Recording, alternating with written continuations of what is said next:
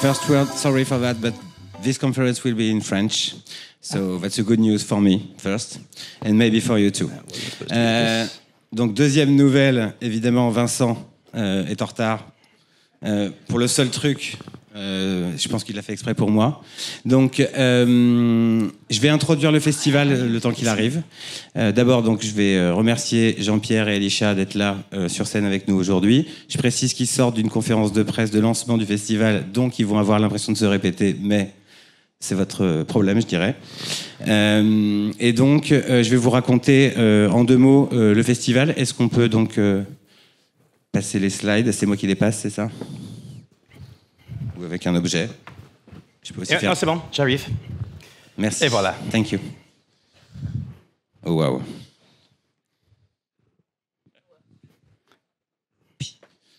Ok, donc petite vidéo de présentation et je reviens après cette vidéo, le temps qu'on retrouve le CEO de l'entreprise.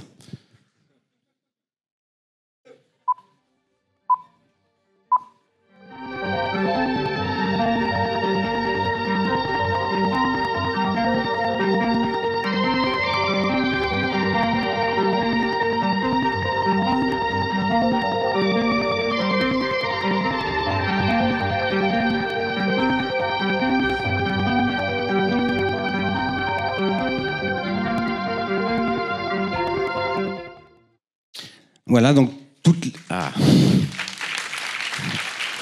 Incroyable. Donc je vous... Merci, vraiment. Merci. Alors, le festival donc, a pour but, c'est un festival donc, de création de films de court-métrage ouverts à toutes et à tous. L'intention de ce festival, c'est de valoriser les talents qui vont explorer donc, les nouveaux outils d'intelligence artificielle pour la production, la création d'une œuvre en utilisant toutes les technologies possibles et imaginables aujourd'hui. Je vais vous raconter en 2 mots donc, son déroulé. Comme vous avez pu le voir, donc, d'abord, il y a un jury donc, qui est présidé par Jean-Pierre Jeunet. Et aujourd'hui, on vous dévoile le reste du jury, à savoir donc Jean-Pierre Jeunet, Elisha Karmitz, donc CEO de MK2, qui était déjà annoncé. Et donc le jury va être complété par donc 3 personnalités. Bruno Patino, qui est le président d'Arte, Arte étant un des partenaires aussi du festival. Virginie Ledoyen, qui est actrice. Et Enora Hope, qui est actrice et réalisatrice du monde du digital, entre guillemets, puisque elle est fortement, par exemple, présente sur YouTube. Donc, l'idée, c'était de représenter un peu tous les métiers, la réalisation, les acteurs, la production, la diffusion et aussi le monde du digital, bien sûr, puisqu'on sait très bien que ces nouvelles technologies vont aussi être largement exploitées par ce type d'artistes ou de créateurs. Deuxième chose, avant de faire parler les gens qui sont assis, comment se déroule le festival en 2 mots. Donc demain, les candidatures seront ouvertes et pourront être déposées sur le site, les premiers projets pour ceux qui ont déjà vu le thème. La fin des candidatures aura lieu le 1er octobre, c'est-à-dire que c'est la date limite de dépôt. Pendant toute la durée des candidatures, dans toute la durée du festival, on va mettre en ligne les vidéos qui auront répondu aux 2 critères de sélection et je vais y revenir en 2 secondes derrière, pour être aussi soumis au vote du public, puisqu'il y aura un prix du public uniquement par les votes. La clôture de la sélection des votes du public, etc., est en novembre. La rédaction d'MK2 et 3 couleurs va sélectionner 20 projets qui seront soumis au jury, donc la finale, entre guillemets, et le jury devra déterminer dans ces projets le premier prix, le grand prix, le prix spécial du jury. Et il y aura enfin un dernier prix qui sera attribué plutôt par artefact, entre guillemets, c'est-à-dire ce sera le Best Use of AI, et ça va être là où on va plutôt récompenser pas le produit artistique final qui sera l'apanage du jury, mais plutôt l'innovation dans l'utilisation de la technologie. Et deuxième et dernière chose, et après j'en passe aux questions, que vous compreniez le mode de sélection, il va y avoir donc 2 filtres sur chaque projet qui va être soumis. Le premier filtre est technologique, il sera fait par Artefact, à savoir de valider le respect des règles sur le projet, le respect des règles d'un point de vue technique et d'exigence qu'on va avoir, c'est-à-dire d'avoir vraiment utilisé des outils d'intelligence artificielle pour aider à la création de cette œuvre, un outil, une interaction minimum par par tranche de production d'une œuvre, c'est-à-dire la pré-production, la production, la post-production. Il y aura aussi une vérification, on va dire, légale sur le copywriting, où on va creuser, on demandera aux candidats de documenter leur projet avec une note de production, un carnet de bord et une recette. On va les plonger dans leur compte, leur prompt, etc. Et pour voir aussi si l'utilisation n'a pas été faite dans des cadres qui sont donc pas aujourd'hui autorisés, autorisables. Et ensuite, il y aura un filtre artistique par la rédaction d'MK2. Une fois que nous, on aura validé juste la technique, Artefact ne se mêlera pas de l'artistique. Et ensuite, la rédaction d'MK2 et ensuite le jury. Là, pour le coup, ce sera vraiment un critère purement artistique, puisqu'ils ne sauront pas ce qui a vraiment été fait par l'IA. Vous jugerez juste le produit fini quand ce sera votre tour. C'est parti, j'en viens aux questions. Et donc, ma première question, elle est pour Elisha et Vincent, sur quelle est finalement l'intention de vos deux groupes entreprises respectives pour créer, pour avoir à l'origine de la création de ce festival. Quelle intention avez-vous derrière ça? Merci François, merci Vincent et bravo pour l'organisation de ce bel événement. Écoutez, du côté d'MK2, d'abord les points qui nous ont fait nous retrouver, c'est qu'on avait déjà collaboré par le passé. Artefact fête ses 10 ans, cette année MK2 fête ses 50 ans. Artefact est une société référente dans son secteur de l'intelligence artificielle. En toute humilité, on pense qu'on est aussi très référent dans le domaine du cinéma et dans le domaine du cinéma d'auteur et d'art et d'essai mondial. Pour nous, l'enjeu de la démarche, c'est l'expérimentation.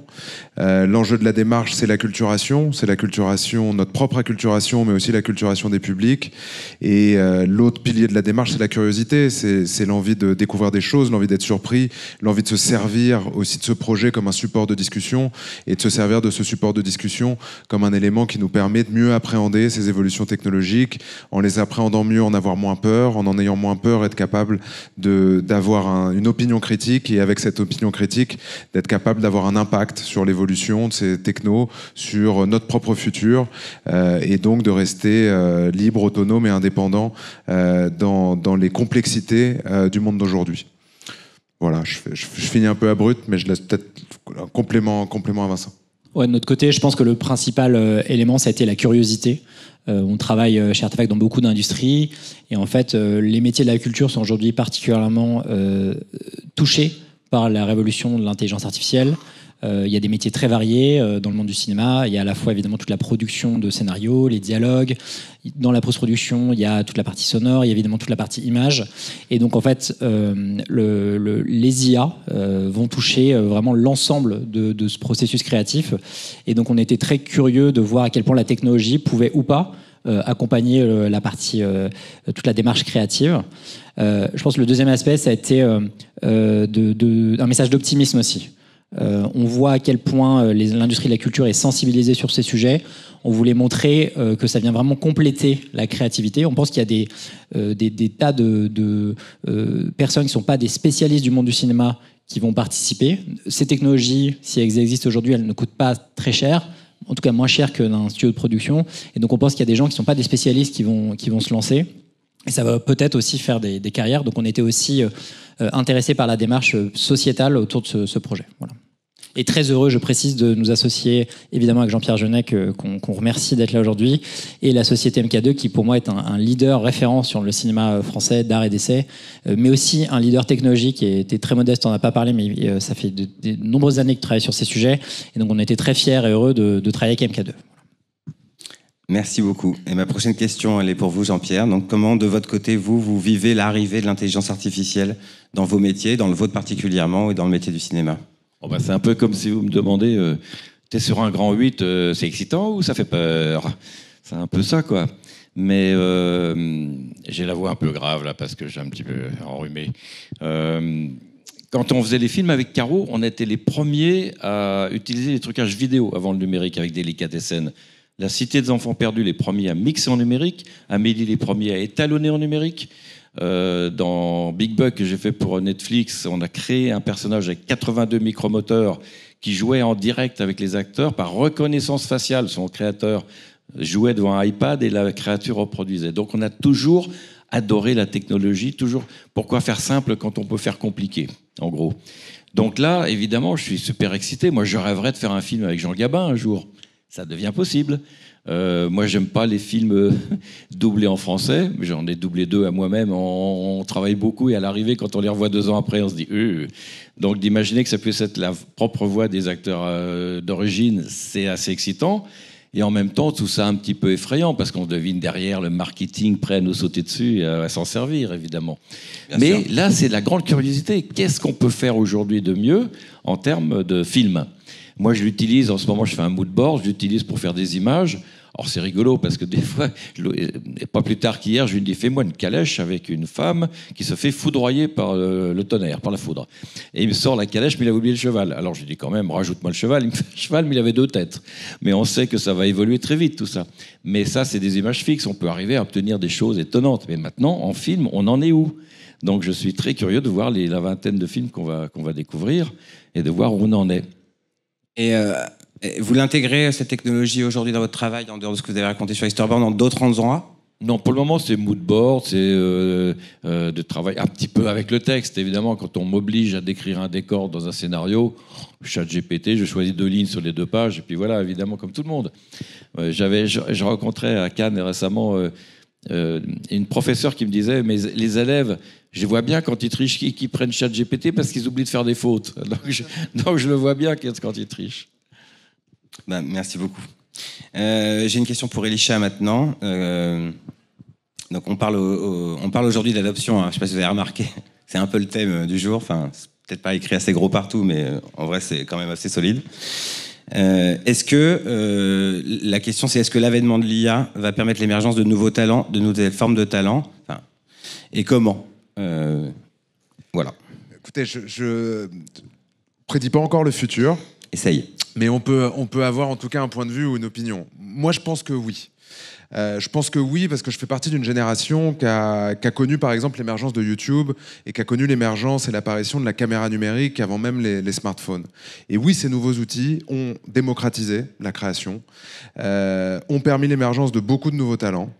Et aujourd'hui, par exemple, et j'ai vécu ça moi vraiment de très près, c'est que quand j'ai commencé ma carrière, YouTube arrivait, il n'y avait pas encore de régulation, il y avait toute la problématique de gestion du droit d'auteur par rapport à YouTube, on avait des discussions qui étaient dures, qui étaient âpres, et puis il y avait une posture du monde du cinéma de dire voilà, sur YouTube, tout d'un coup, il n'y a plus de curation par rapport au contenu, les contenus ne sont pas d'assez bonne qualité, ces éléments n'ont pas forcément de sens.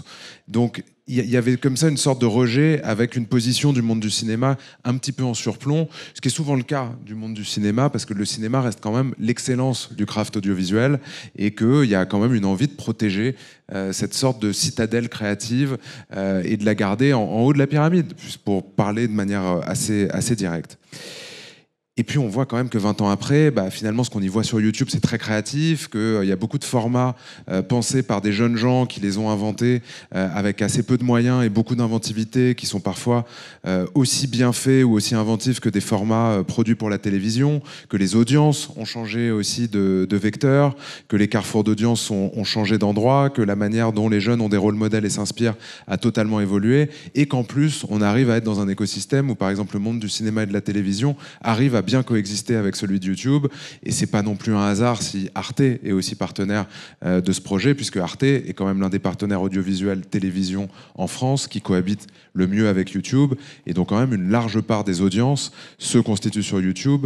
Et pour avoir aussi moi connu la naissance d'Arte, il n'allait pas de soi au moment de la naissance d'Arte qu'on se dise aujourd'hui que c'est l'un des médias les plus cool pour les jeunes et l'un des médias qui c'est le plus de contre-culture pour les jeunes.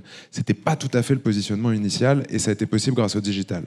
Donc oui, moi je pense qu'avec l'IA, on va avoir cette explosion créative, qu'il y a des jeunes ou des personnes qui avaient des choses qu'ils avaient en tête qu'ils ne pouvaient pas exprimer, qui vont trouver des moyens, que les outils vont quand même avoir une influence sur le contenu, et après dans quel sens elle va partir, c'est très difficile à dire, mais oui, on se met dans la position d'anticiper ce type de phénomène.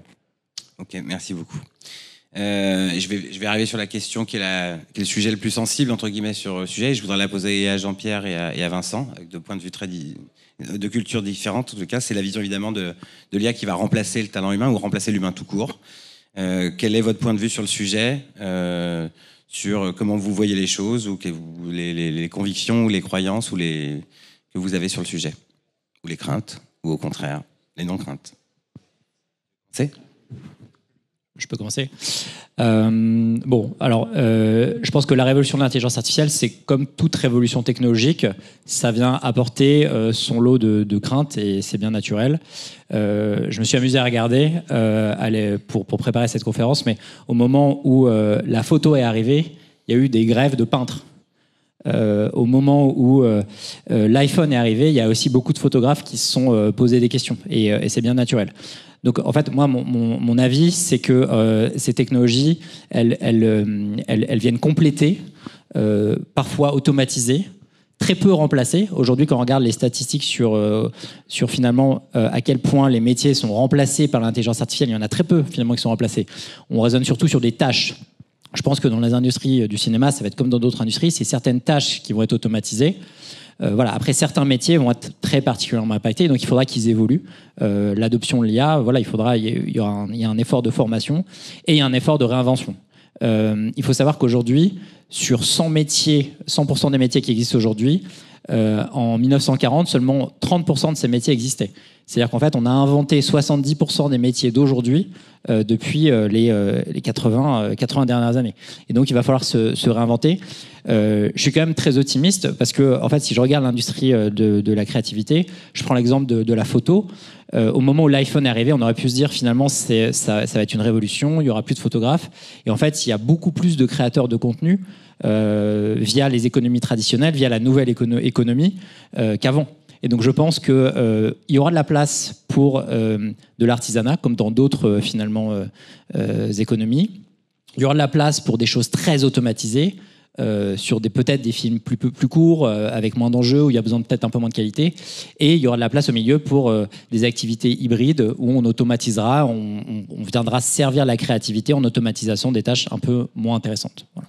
Ok, merci. Et vous, Jean-Pierre? Oui, je suis assez d'accord avec ça. Le cinéma n'a pas remplacé le théâtre, la couleur n'a pas remplacé le noir et blanc. Les choses s'additionnent en couches.